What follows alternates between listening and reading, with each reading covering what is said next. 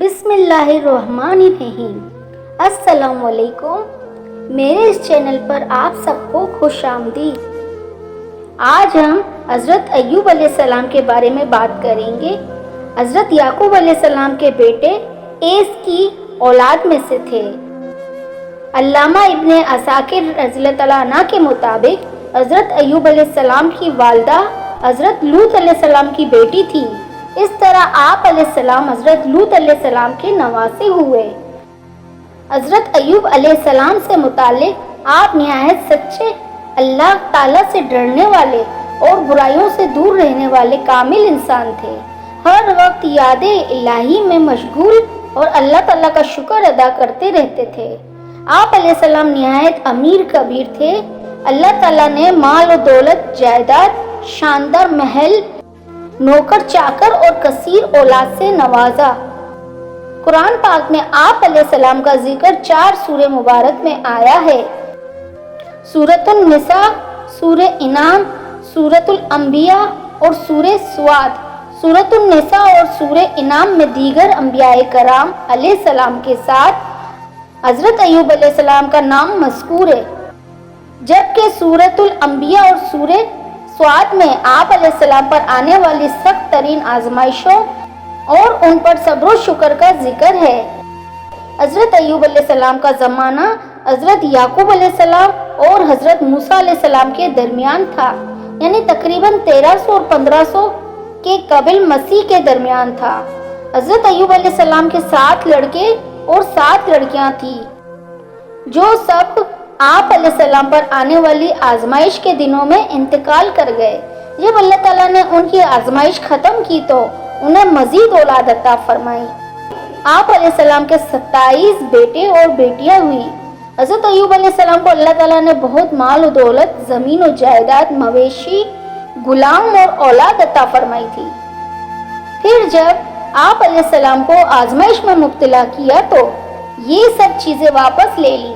انہیں طرح طرح کی بیماریاں لاحق ہو گئیں اور کوئی عضو صحیح سالم باقی نہ رہا سوائے دل اور زبان کے، اور تمام مصیبتوں، مشکلات اور بیماریوں کے باوجود آپ علیہ السلام نہایت صابر اور شاکر ثابت ہوئے۔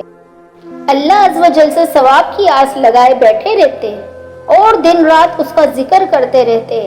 آپ صلی اللہ علیہ وسلم کے پورے جسم پر بڑے بڑے پھوڑے ہو گئے جن میں کیڑے پڑ گئے تھے۔ کوئی ساتھ نہ بیٹھتا تھا، دوست احباب بھی وحشت کرتے تھے، حتیٰ کہ آپ علیہ السلام کو شہر سے باہر ایک کوڑے کرکٹ کے ڈھیر پر ڈال دیا گیا۔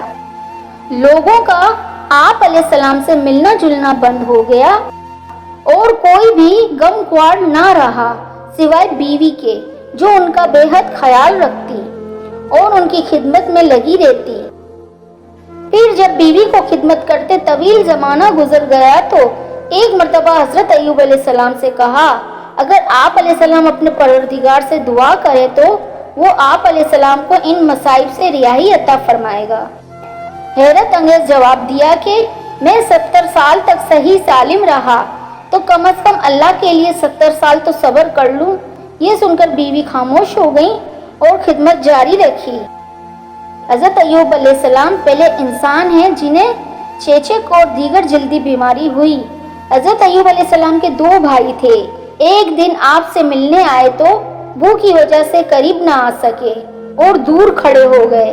پھر ایک دوسرے سے کہا کہ اگر اللہ تعالیٰ ایوب علیہ السلام میں کوئی بھلائی یا خیر جانتا تو اسے اس طرح تکلیف میں مبتلا نہ کرتا۔ اس بات سے حضرت ایوب علیہ السلام اس قدر غمزدہ ہوئے کہ کبھی کسی بات سے اتنی تکلیف نہ ہوئی ہوگی۔ آپ علیہ السلام نے فوراً بارگاہ رب العزت میں دعا کے لیے ہاتھ بلند کیے۔ جب انہوں نے اپنے پروردگار سے دعا کی کہ مجھے ایذا ہو رہی ہے اور تو سب سے بڑھ کر رحم کرنے والا ہے، تو اللہ نے ان کی دعا قبول کر لی اور انہیں جو تکلیف تھی وہ دور کر دی اور ان کو بال بچے بھی عطا فرمائے۔ قرآن کریم میں ایک اور جگہ ارشاد ہے، اور ہمارے بندے ایوب علیہ السلام کو یاد کرو جب انہوں نے اپنے رب کو پکارا کہ اے اللہ، شیطان نے مجھ کو ایذا اور تکلیف دے رکھی ہے۔ ہم نے کہا کہ زمین پر پاؤں مارو، دیکھو یہ چشمہ نکل آیا۔ नहाने को ठंडा और पीने को, यानी उससे गुस्ल करो और पियो भी, चुनाचा नहाए और पानी पिया भी और बिल्कुल अच्छे हो गए।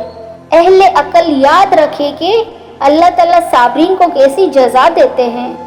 हज़रत अय्यूब अलैहिस्सलाम जब बीमारी में मुब्तला हुए, वो शैतान के तसल्लुत की वजह से आई थी, और हुआ ये था कि एक मर्तबा फरिश्तों ने हज़रत अय्यूब अलैहिस्सलाम की बहुत तारीफ़ की, जिस पर शैतान को सख्त हसद हुआ और उसने अल्लाह ताला से दुआ की कि मुझे उनके जिस्म और माल और औलाद पर ऐसा तसल्लुत अता फरमा के जिससे मैं उनके साथ जो चाहूँ सो करूँ।